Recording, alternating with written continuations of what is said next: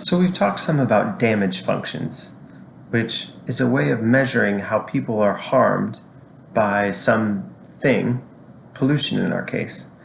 So an important part of understanding damage functions is having this idea of a causal chain.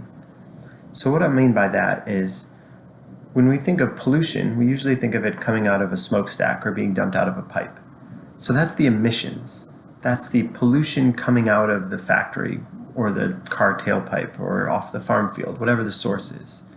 So we start with emissions. The emissions go into the environment and they get mixed with all kinds of different things. There's pollution from other places, there's winds blowing stuff around, it's being mixed with, going through all these natural processes. So we end up with ambient levels of some pollutant. So it starts with emissions, it goes and mixes and becomes ambient levels.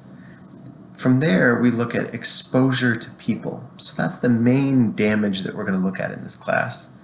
So depending on where the pollutant is and what levels are in the ambient environment, people are going to be exposed to it in different ways. So if it's in the air, maybe you're exposed to it if you're outside. Maybe the levels are really high and you get exposed to it even if you're inside in a car or in a house.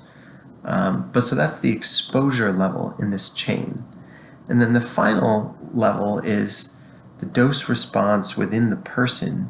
So they've been exposed to this pollutant, how much does that actually affect their health? So this causal chain is taking us from emissions to ambient levels of pollution to exposure of human populations to damages, dose response within the health outcomes. So that's a causal chain that we want to keep in mind when we're thinking about a damage function. A damage function can actually be collapsing that whole chain into kind of one simplified step. But it's important to keep in mind that it's not that factories are emitting stuff that is directly causing cancer, right? Factories are emitting stuff that are getting into the environment, that people are eventually breathing, and then over time that may cause buildup that could lead to cancer.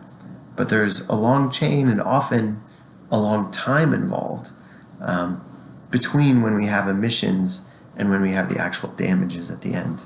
And that is one of the factors that can make it quite complicated to estimate an actual damage function.